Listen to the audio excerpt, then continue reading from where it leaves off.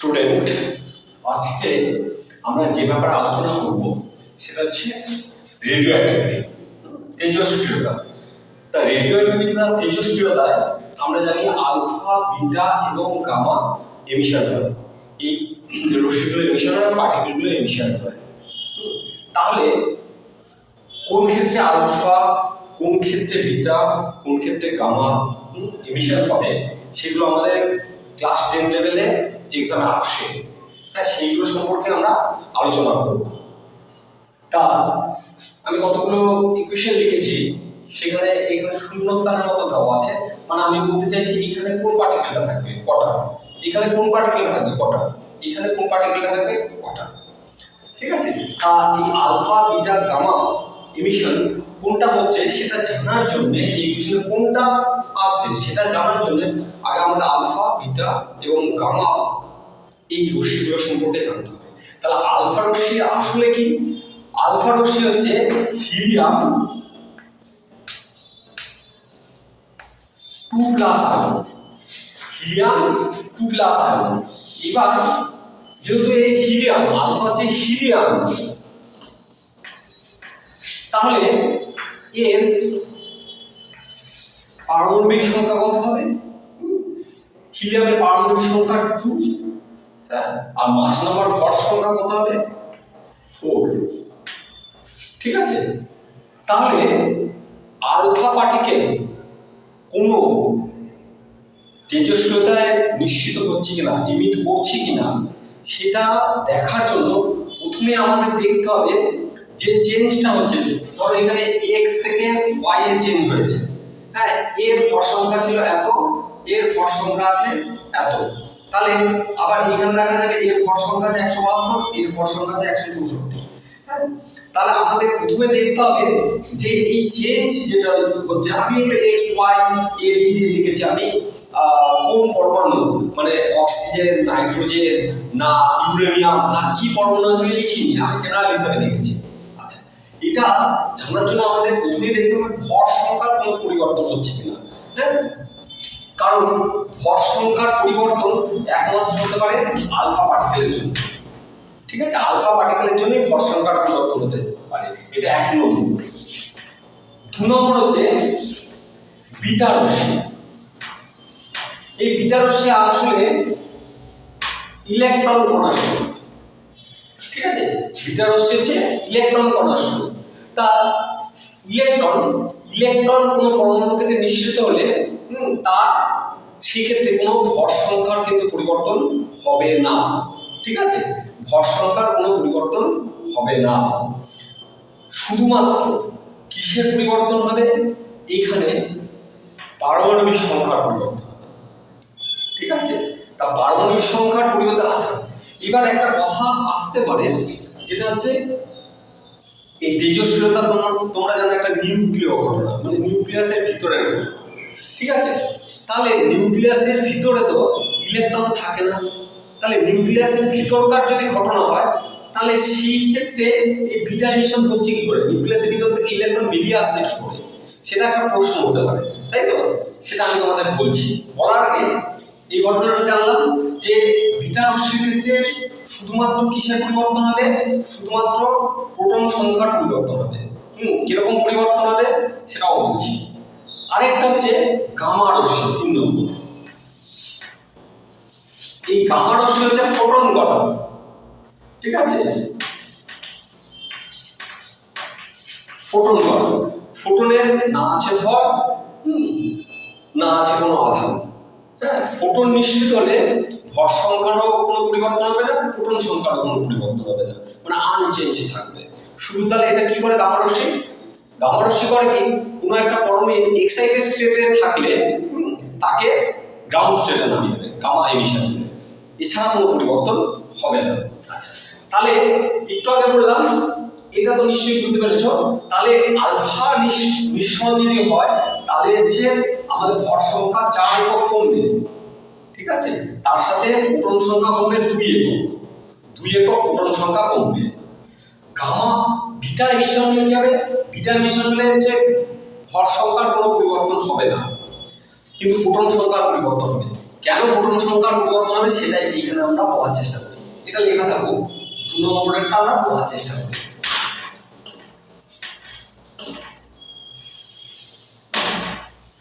আচ্ছা, তাহলে আমরা বললাম যে নিউক্লিয়াসের ভিতরে কোনো ইলেকট্রন নেই, তাহলে এই তেজস্ক্রিয়তার সময় ইলেকট্রন নিঃসৃত হচ্ছে কিভাবে?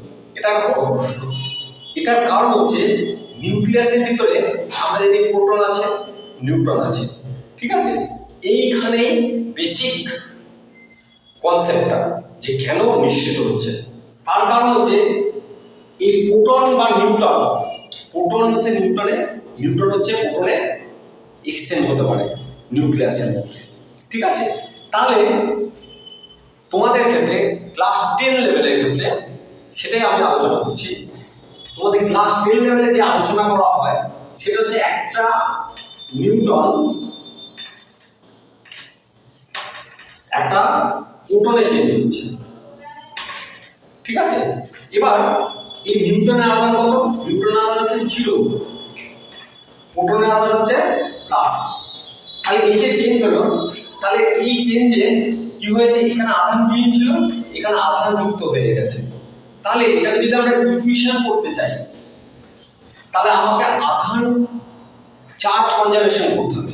চার্জ কনজারভেশন করতে গেলে তাহলে আমাকে এই দিকটা 0 আধান করতে হবে। তার মানে এটা +1 আধান আছে, তাহলে -1 আধান আমাকে আনতে হবে, ঠিক আছে? আর তোমরা জানো নিউটন আর প্রোটনের ভর প্রায় সমান, কিন্তু নিউটন একটু হলেও ভারী, নিউটন একটু হলেও ভারী, ঠিক আছে? তাহলে এইখানে একটা ইলেকট্রন কণা যে আমি অ্যাডজাস্ট করছি, এই ইলেকট্রনের ভর নেই যেটা আমরা বলি সেটা ঠিক নয়। ইলেকট্রনের সামান্য ভর আছে, ঠিক আছে? সেটা হচ্ছে প্রোটনের ভরের অনেকটাই কম, 1000 গুণেরও কম, কিন্তু সামান্য ভর আছে। এই দুটো ভর যোগ করলে প্রায় নিউটনের ভরের কাছাকাছি ভর আমরা পাবো। তাহলে এইটা আমরা এখন ইকুয়েশনকে ইকুয়াল করলাম। তাহলে আমাদের কি ঘটনা ঘটে? বিটা কণা যখন এমিশন হয়, বিটা কণা যখন এমিশন হয় তখন যেটা হয়, একটা নিউটন একটা প্রোটনে কনভার্ট করে, ঠিক আছে? তাহলে ধরো একটা পরমাণু, তার মধ্যে 10টা প্রোটন আর 12টা নিউট্রন আছে, ঠিক আছে? এবার সে বিটা এমিশন করছে, তাহলে বিটা এমিশন করলে কি হবে? ওর একটা বিটা এমিশন যদি করে তাহলে ওর একটা নিউট্রন একটা প্রোটনে কনভার্ট হয়েছে, একটা নিউট্রন একটা প্রোটনে কনভার্ট হয়েছে। তাহলে নিউট্রন যদি প্রোটনে কনভার্ট করে, এটা 12 ছিল, এটা 11 হয়ে যাবে, ঠিক আছে? আবার একইভাবে নিউটনটা প্রোটনে কনভার্ট হয়েছে, তাই এটা 10 ছিল, এটা কি হয়ে যাবে? 11 হয়ে যাবে। তাহলে প্রোটন সংখ্যা শিফট করছে, এক একক বাড়ছে।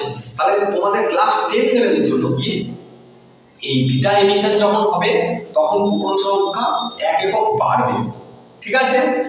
আর গামা এমিশনের সময় প্রোটন সংখ্যা, ভর সংখ্যা কোনোটারই পরিবর্তন হবে না। তাহলে এই কনসেপ্টটা আমাদের জানা থাকলে তাহলে আমরা এই বিষয়গুলো করতে পারবো। তাহলে কি মনে রাখতে হবে? প্রথমে আলফা এমিশন হয়েছে কিনা সেটা দেখার জন্য প্রথমে দেখতে হবে ভর সংখ্যা পরিবর্তন হয়েছে কিনা।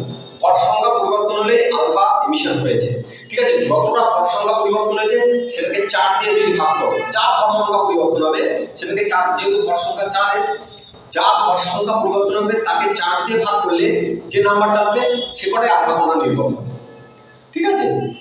তাহলে আমরা দেখি এই যে ইকুয়েশনটা, এই ইকুয়েশনটা দেখা যাচ্ছে যে ভর সংখ্যার কোনো পরিবর্তন হয়নি। তাহলে ভর সংখ্যার পরিবর্তন 0, তাহলে আলফা কণা কটা নির্গত হবে? 0 সংখ্যক আলফা কণা, তার মানে আলফা কণা এখানে নির্গত হয়নি। কিন্তু এখানে এই প্রোটন সংখ্যা 81 ছিল, এখান থেকে 82 হয়েছে, মানে 1 একক বেড়েছে। তাহলে 1 একক প্রোটন সংখ্যা বেড়েছে, তাহলে অবশ্যই কোন কণা নির্গত হয়েছে? বিটা কণা। কটা বিটা কণা? 1 একক বেড়েছে, তাহলে একটা বিটা কণা। এখানে যদি 2 একক বার করো তাহলে দুটো বিটা কণা, 3 একক যদি বার করে এটা তাহলে 3টে বিটা কণা নির্গত, ঠিক আছে? যেহেতু এখানে 1 একক বেড়েছে তাহলে এখানে একটা বিটা কণা, তাহলে প্লাস এখানে যে শূন্যস্থান আছে তাহলে এখানে একটা বিটা কণা। এটা হয়ে গেল। এরপরে ইকুয়েশনটা দেখো, এরপরে ইকুয়েশনের ভর সংখ্যার পরিবর্তন দেখো হয়েছে কিনা। 172, এখানে 164, তাহলে কত একক ভর সংখ্যার পরিবর্তন হয়েছে? 8 একক। 8 একক ভর সংখ্যার পরিবর্তন হয়েছে। তাহলে ভর সংখ্যার পরিবর্তন হয়েছে, তাহলে আলফা কণা নির্গত হবে। তাহলে আলফা কণা কটা নির্গত হবে? 4 দিয়ে ভাগ করব। তাহলে 4 দিয়ে ভাগ করলে আমাদের আলফা কণার সংখ্যা কত হচ্ছে? 2টি আলফা কণা। তাহলে আমরা এই শূন্যস্থানে 2টি আলফা কণা প্রথমে লিখে নিই। 2টি আলফা কণা নির্গত হয়েছে। আচ্ছা, যদি 2টো আলফা কণা নির্গত হয়, তাহলে একটা আলফা কণার তো প্রোটন সংখ্যা হচ্ছে 2, তাহলে 2টো আলফা কণার প্রোটন সংখ্যা হচ্ছে 4 একক। তাহলে দেখো তো এখানে মিলছে কিনা। এখানে 85 ছিল আর এখানে 81, তাহলে 81 এর তো প্রোটন সংখ্যা হচ্ছে 4 একক টোটাল, তাহলে 81 আছে 85, তাহলে ডান দিক আর বাম দিক মিলে গেছে। তাহলে এখানে আর অন্য কোনো কণা নির্গত হবে না, 2টো আলফা কণা নির্গত হবে। এখানে একটি বিটা কণা নির্গত হয়েছে, এখানে 2টো আলফা কণা নির্গত হয়েছে। তাহলে এই ইকুয়েশনটা দেখো, এই ইকুয়েশনটার ক্ষেত্রে ওটা কি 170 ভর সংখ্যা ছিল, 162 হয়েছে। তাহলে এখানেও কত প্রোটন সংখ্যা ভর সংখ্যা কত চেঞ্জ হয়েছে? এখানেও ভর সংখ্যা চেঞ্জ হয়েছে 8। 8 ভর সংখ্যা চেঞ্জ হয়েছে, মানে চোখ বুঝে আমরা আগের মতো কটা আলফা কণা লিখে দিতে পারি? 2টো আলফা কণা নির্গত হয়েছে, এটা আমরা চোখ বুঝে। আচ্ছা, আলফা কণা 2টো, তাহলে প্রোটন সংখ্যা কটা? 4টে। তাহলে দেখো মিলছে কিনা। এখানে 81 আর 4, তাহলে এই আমাদের ডান সাইডে কত হলো? 81 আর 4 85, কিন্তু এখানে কটা আছে? 84। 84টা 85তে শিফট করেছে, তাহলে 1 একক এদিকে বেড়ে গেছে। তাহলে নিশ্চয়ই কি হবে? অ্যাডজাস্ট করার জন্য একটা বিটা কণা এখানে লাগবে। তাহলে এখানে আলফা 2টো কণা নির্গত হয়েছে, তার সাথে কি নির্গত হবে? একটা বিটা কণা। নিশ্চয়ই তাহলে তোমরা পুরোটা বুঝতে পেরেছো। আচ্ছা, আমি এই সমস্ত জিনিসগুলো, মানে এই বোর্ডওয়ার্কগুলো আমি আমার ফেসবুক এবং আমার ইউটিউব চ্যানেলে পোস্ট করছি। ফেসবুকে হয়তো অনেক সময় পুরো লিঙ্কটা আসে না, পুরোটা আসে না ভিডিওটা, তা সেই কারণে আমি সেটা ফেসবুকে যে পোস্ট করছি তার নিচে কমেন্টে, ফার্স্ট কমেন্টে আমি ইউটিউব লিঙ্কটা দিয়ে দিচ্ছি। ইউটিউব লিঙ্কটা এই সম্পূর্ণ ভিডিওটা তোমরা দেখতে পাবে।